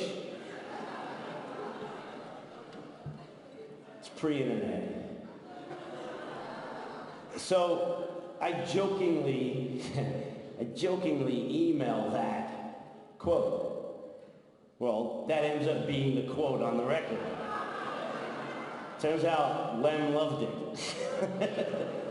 And of course he would, with his sardonic sense of humor, and yeah, he loved it. So now, like 100 years from now, when some kid is looking at, well, whatever format it's in, but looking at the album cover and decides, I'm going to pick up this record because it's cool and it reads my quote, and Mexicans, I knew that guy from Anthrax was an asshole. The St. Moritz has been brought up a couple of times tonight. I thought I was the only one who met Lemmy for the first time at the St. Moritz. Anyway, I saw an interview with Lemmy just from a few weeks ago. It was just online. It was on German television. And to quote him, he said it was Elvis who taught us how to dress or how to look. It was Carl Perkins and Little Richard who taught us how to sound. And it was the Beatles that taught us we could write our own songs. And Lemmy, it was you who taught us that we could be fucking real. Thank you.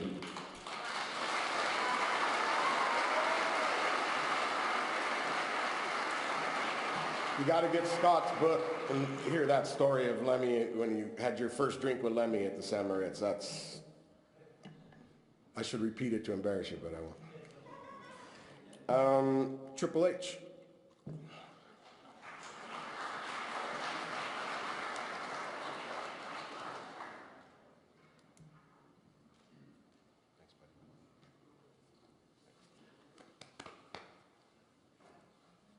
Thank you. First of all, I'm honored to be here in any way for Lem. One thing I do know about him is when you listen to this room and you see all of this, and you see all of you and the love that you're pouring out and the laughter, that's what he would want. He wouldn't want people crying. He wouldn't want people mourning. He would want people happy, celebrating his life. And thank you for that. You know, I grew up a kid, just probably like a lot of people in this room, fan of his music, got in the wrestling business, became successful enough to where I finally reached a point where I could have some input into what my entrance music was. And entrance music, for what we do, as all of you would know, it's music creates the image. Music creates the emotion and the feel for what you do. It can create a character and it can mean success.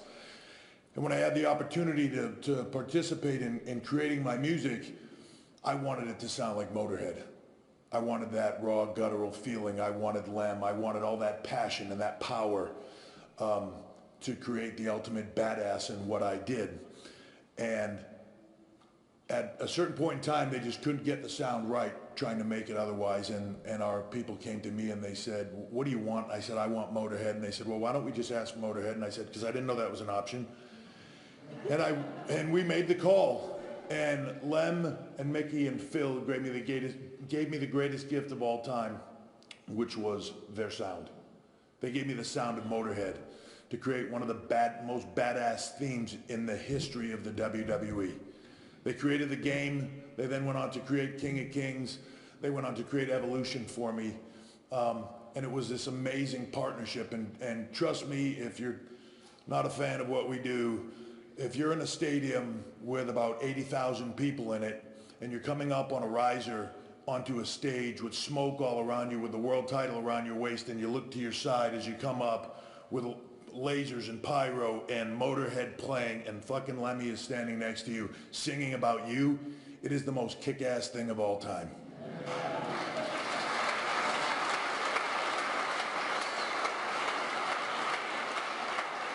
More importantly than that, though, over the years, Lemmy gave me the gift of his friendship. We connected. In some way, we connected. He would always come whenever he was in town and we were in town. Most often it would be Staples Center, but London, wherever we were. He'd come to the Staples Center and they'd tell me Lem would arrive and his white limo would pull in downstairs, and he'd wait, and before my match, they'd go get him, and he'd come out and he'd sit in the arena in the front row, and I'd say hi to him on my way into the ring, and I'd wrestle, and then I'd come out and I'd talk to him again, and then he'd say, I'll see you in the car, and he'd wait outside until the show was over, and I'd showered, and I'd come back and I'd sit in the car with him for hours, and we'd just talk. And sometimes he'd play me the new Motorhead, sometimes he'd play me something else he wanted me to hear, or a track that he was working on for us, or a lot of times we just talked about life. And after that had happened 4 or 5 times, I was the bad guy in wrestling. And after 4 or 5 times at the Staples Center, I remember going to him one time after getting beaten again and walking up to him. And Lem, I went over to him to shake his hand, and I gave him a hug, and he looked right at me and he goes, man, you suck. He said, you can't win a match to save your life. I don't know why I come and see you. And I guess I probably looked at him stunned, and he grabbed me by the back of my neck and he said, that's why you're perfect for Motorhead.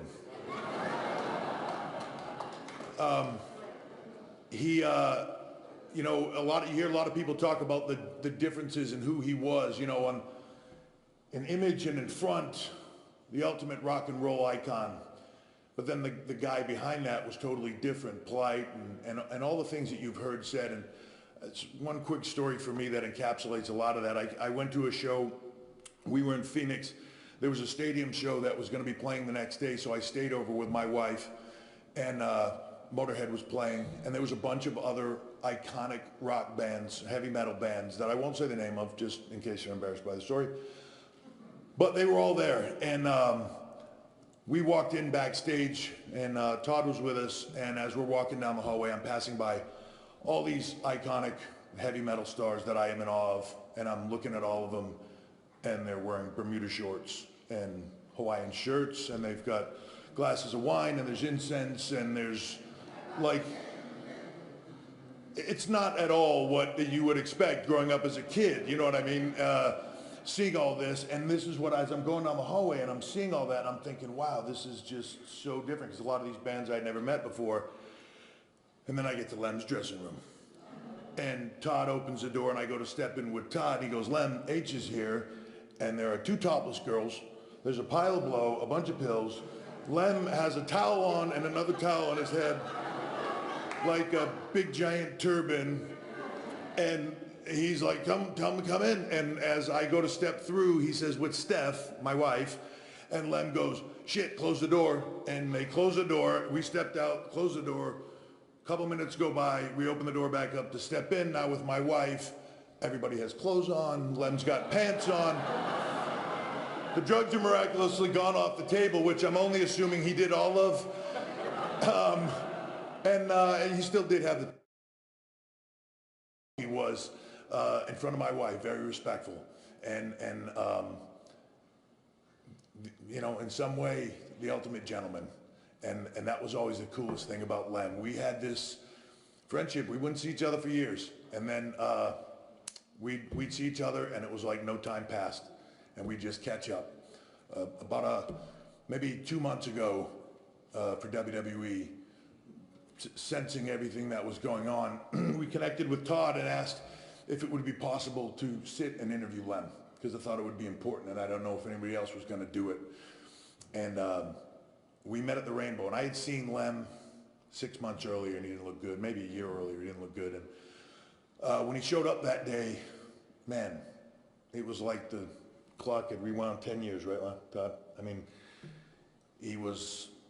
we spent 2 hours doing an interview. He laughed the whole time. He told jokes. He was as upbeat as could be. I mean, when it was over, he was like, that's it? You want to do more?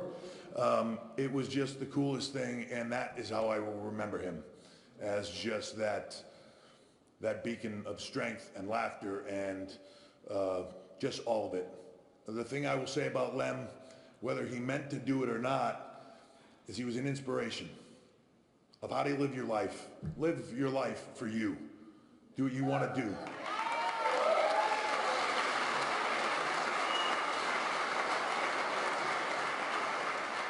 He did it his way.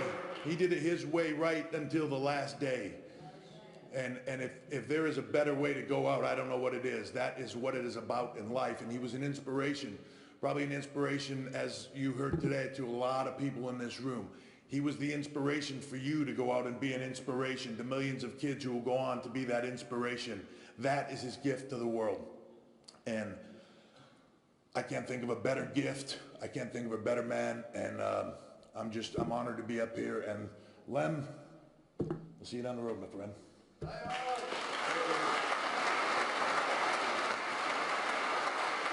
All right, we have 12 minutes left of going over a half hour already. So I want to call up Lars and Robert. But before as you're coming up, let me just say that one of the biggest highlights in my 25 years with Lemmy that he had always spoke about was his 50th birthday party we held at the Whiskey A Go-Go, where Metallica came out dressed as the Lemmys and played for him.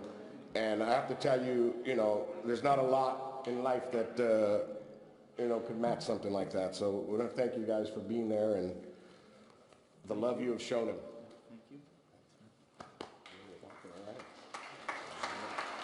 Thank you. All right, okay. I don't want to take too much time here. Lars has some amazing words to share with you. Anyway, I tell you, for the last 2 years, for some reason, I feel like I've really connected with Lemmy. I've known him obviously a lot longer than that, but for some reason, these last couple of years, I've had what I call quality time with this amazing person. There was a moment a couple of years ago, I needed Lemmy to do his voiceover for an animated short I put together called Talica Parking Lot. And I called him up, I said, Lemmy, can you do this? And we only had 1 day to do it, and he was like, yeah, but I need a ride, come pick me up. He's like, be there at 3 o'clock. I said, okay, Lemmy, I got a surprise for you. So I have this Buick 64 lowrider Riviera, and it's cobalt blue, beautiful, beautiful car, but it wasn't running right? The starter's not working, needed a tune-up, the whole deal. So I had a mechanic show up earlier that morning, 9 a.m. He gets my puts a new starter in, changes the oil, tunes the car up, and I'm proud. I show up at Lemmy's apartment, about 20 minutes before I'm supposed to be there, and Lemmy comes out. We're looking at the car, he's complimenting and he loves it. We get in the car, and I'm sitting there, yeah, I got this. I put the keys in, car doesn't start. And I'm like, oh my God. And Lemmy's sitting there with a cigarette, he's not saying anything. And now the beads of sweat are rolling down my face. And he's saying something, all this, and I'm just like, and I'm determined. And then finally, he gets his word and he says, he said, let it sit for a while. And I said, excuse me, let it sit for a while. And so we get out of the car and he's like standing outside, he's smoking a cigarette, he's looking around the neighborhood, and he's giving me sort of a history lesson on his street. You know, Charlie Chaplin used to hang out there, Mary Pickford there, and you know, and it was really great, it was beautiful and interesting. And then right in the middle of his story, he says, now try it. So we get in the car, and sure enough, that puppy started right up. And then he said, see, I told you it was flooded. He's like, it's like, you gotta respect, you know, these older cars. So Lemmy and I proceeded to go to the voiceover studio in Hollywood traffic, and I'm in my lowrider, and we're bouncing in the car, the Mexican and the rock legend, and we're listening to all different styles of music, and it was just really an incredible moment for me. We left the studio. He gave us 2 hours of voiceover. We drank Jack and Cokes together, which I never drink. I hadn't drank that in about 15 years. I drop him off at his house. I actually lost my way home. I'm trying to get from Hollywood to Venice Beach, and I actually ended up somewhere in like Westwood or something, completely lost. And the last thing I got to say is about a year ago, I got to hang out with Lemmy at the House of Blues. Cheryl was there, and my other good buddy, Joni Mitchell, walks in, who I had invited to see me play at this particular gig. I got Lemmy to the left of me, I got Joni Mitchell to the right of me, and they're both chain smoking, and I'm inhaling this massive amounts of rock and roll legend smoke, and I was loving every minute of it. And I introduced him. I said, Joni, I want to introduce my friend Lemmy. And she goes, hi, Lenny. It's a pleasure to meet you, like that. And he takes a big drag of the cigarette, and he looks over, and he goes, Joni, what fucking chords were you playing on Court and Spark? I could never figure them out.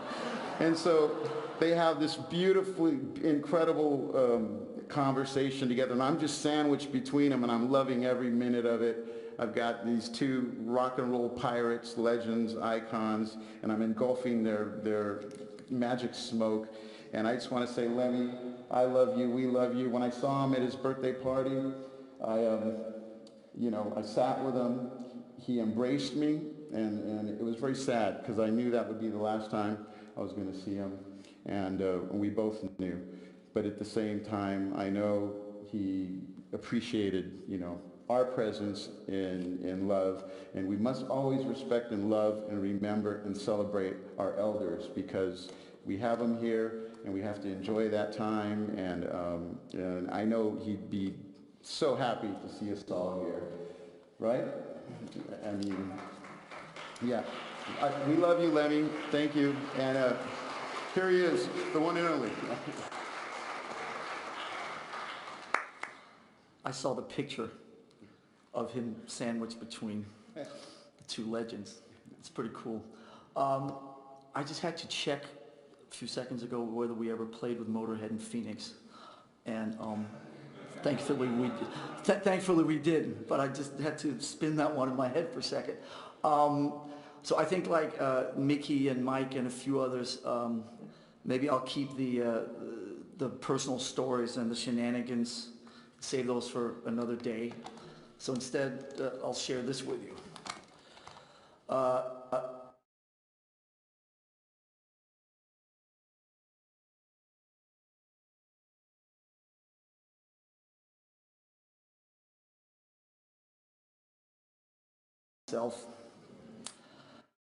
So instead, I'll share this with you. 34 years ago, in June of 1982, in West Hollywood, I threw up all over myself. It's not particularly significant because of the throwing up. In my late teens, unfortunately, I threw up quite often. But it is significant because of where I threw up. I was in Lemmy's hotel room at the Sunset Marquee about 4 o'clock in the afternoon on the day they were playing the biggest show on their Iron Fist headline tour. I spent a good deal of time outside the Plaza Hotel in Copenhagen. Some of you guys down here may have been there. And over the course of those years, I met many great people, Richie Blackmore, Ronnie Dio, Phil Lynott, Robin Trower, and they were all kind enough to sign autographs, take a picture, exchange a few seconds of pleasantries, but that was kind of that. Subsequently, after moving to America, I was now in Southern California, and Motorhead became the primary musical force in my life. I lived and breathed every note they played, every word Lemmy sang, and every tall tale that I read in interviews. When they came to the U.S. for the first time in '81, supporting you, Ozzy, I was obviously more than thrilled and was going to follow them all over California for the whole week. There I was, literally following Motorhead around. I mean, driving behind their tour bus up and down Interstate 5, the biggest fanboy on the planet. But this was different. Unlike some of the rock stars I'd met in Copenhagen years earlier, Motorhead, and particularly Lemmy, embraced me with open arms. There was no preciousness, no mindless banter, no quick picture, and off you go. It was a completely different attitude and a completely different set of rules. At the first show, I was immediately invited into their inner sanctum, the dressing room, the back lounge of the tour bus, and over the course of the following week, I was in the hotels, the bars, the truck stops. There were no limits whatsoever. I was always welcome in and felt like these guys actually cared about me. Lemmy was so fucking hospitable, like the ultimate party host and caregiver who took me under his wing and made me feel like I belonged to something that was much greater than myself. A month later, I was roughing it through England towards my destination of the Heavy Metal Holocaust in Port Vale, a stadium gig that Motorhead were headlining.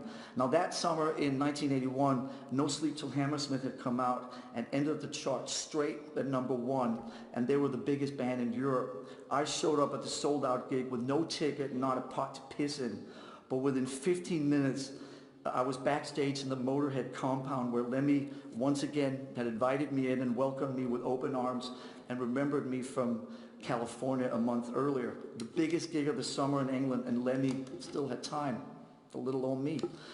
Now fast forward another month to the Nomus rehearsal studios in London, where I'd gotten wind of the fact that the boys were working there, so I headed straight down there, and once again, much to my disbelief, within a few minutes I was sitting in a small rehearsal room with Lemmy, Fast Eddie, and Filthy Animal, and listening to them write songs for their Iron Fist album. Right in front of me. There were 4 people in that room, and I was one of them. It was a total mindfuck. I was 18 years old, and these events made a huge, indescribable difference in my life over the course of that summer. It made me want to be in a band. It made me want to form a band. It made me want to be a musician, be part of a group, be part of a collective, be part of the craziness of the traveling rock and roll circus. And one day, maybe we could extend that same open door, that same open embrace to other awkward and disenfranchised kids that hopefully one day would come our way. So in the thousands of interviews I've done since then, I've always cited Motorhead and Lemmy as the main inspiration and the primary reason that Metallica exists, both musically and attitude-wise. So thank you, Lemmy, for helping shape who I am today. Thank you, Lemmy, for the open door, for the music, for the drinks, for the laughter, for the stories, for never judging us, for always making me feel part of something that was so much bigger than myself. And thank you for always mastering the fine balancing act of being just enough of a rock star to be cool, but not too much of one to be uncool. So finally, I just want to say thank you for also taking a picture of me while I was sitting in your hotel room at the Sunset Marquee with barf all over myself and putting it on the inner sleeve of your next album, Orgasmatron. That was the ultimate seal of approval, the ultimate compliment. I will forever be appreciative and grateful to have known you, and beyond proud to shout from every fucking rooftop how much you have meant to me and how your attitude and all-around coolness has inspired me over the last 37 years. Rest in peace, big man.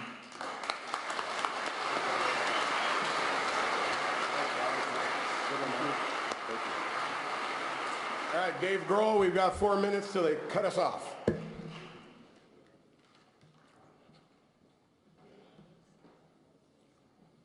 And immediately after this, everybody's going to the Rainbow, and Let's celebrate.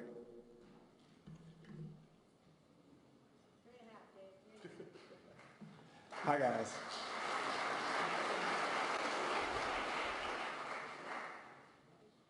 There's not enough time for me to tell you how much Lemmy meant to me and all of the amazing experiences that I had with him. The first time I met Lemmy, I was at fucking Crazy Girls about 20 years ago. And I was walking back to the men's room. On the way back, I looked to my left and I saw Lemmy by himself in the corner on a video game. And it blew my mind. I knew that I couldn't just go say something because he was on his own in the corner. On the way out, I thought, I have to say something. He's my hero. He's the one true rock and roller that bridged my love of AC/DC and Sabbath and Zeppelin with my love of GBH and the Ramones and Black Flag. So I walked up and I said, excuse me, Lemmy, I don't want to bother you, but you've influenced me so much. You're my musical hero. I'm a musician. I play in the Foo Fighters and I was in Nirvana. And he looked up from the video game and the first thing he ever said to me, he said,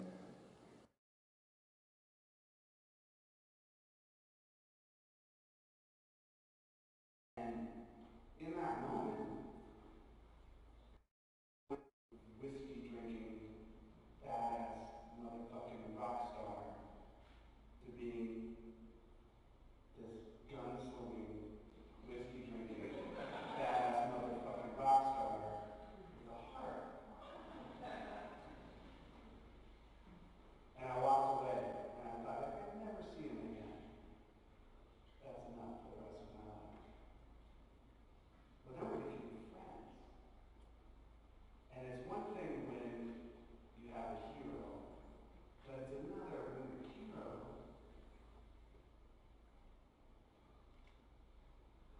becomes your friend. And over the years, I have great stories of going to his apartment and walking through the aisles of pornos and magazines, horror episodes. The first time I was going to the Rainbow and ordering 2 Jack and Cokes, and the waitress brings 2 Jack and Cokes and it's fucking mail.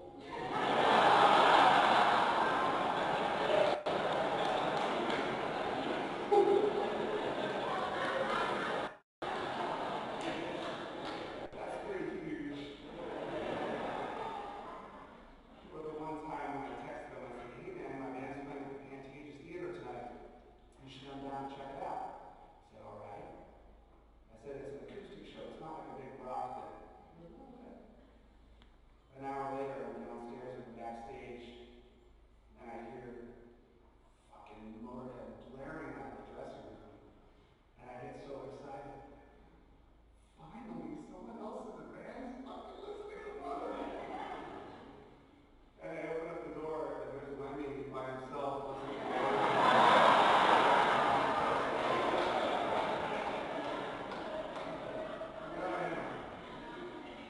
So then I say, hey man, my mom is there. Like, you gotta meet my mom.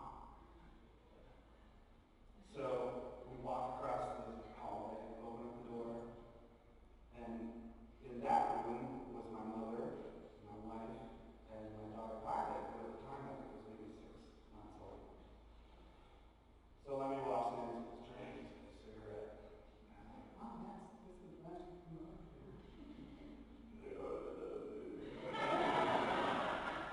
And then he looks and he sees that there's a baby in the crib in the room. And he puts out a cigarette from his drink and puts the drink down. Now, to most people,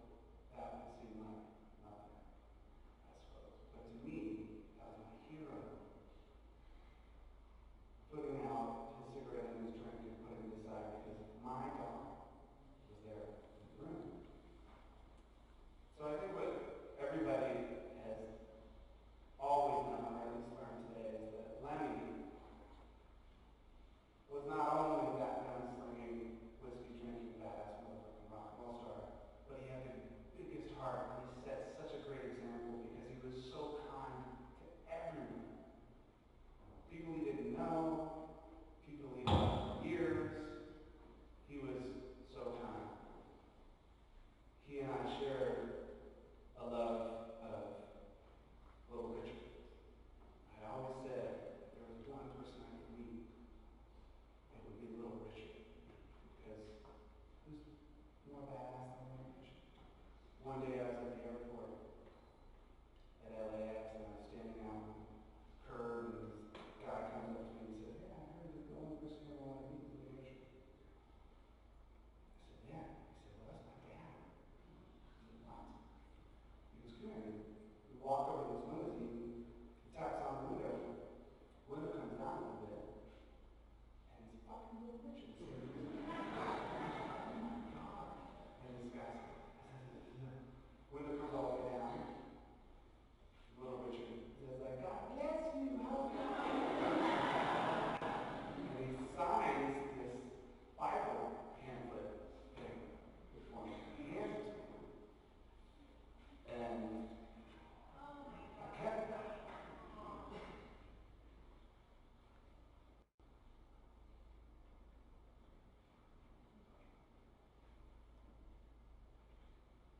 And I wanted to give it to him on his birthday.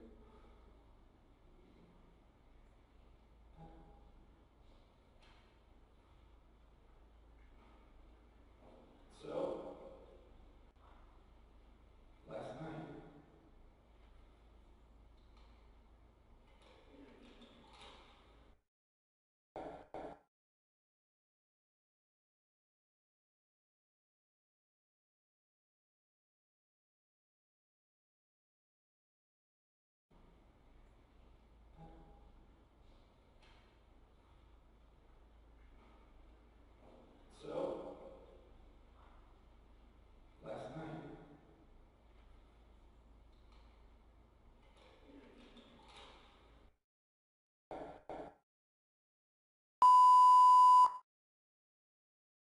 wasn't fucking Lord knows neither am I. But this is a song that Little Richard sang. And I thought I'd read it. It's called Precious Lord, Take My Hand. Precious Lord, take my hand. Lead me on, help me stand. Lord, I'm tired, I'm so weak. Lord, you know I'm worn.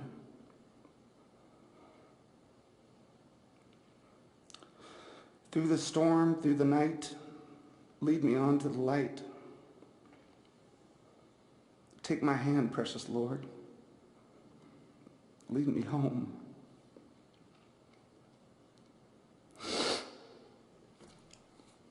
When my way it gets kind of dreary, precious Lord, somewhere near. When my light is almost gone, hear my cry, Lord, hear my call. Hold my hand, lest I fall. Take my hand, precious Lord. Lead me home. Cheers, Lemmy. I miss you.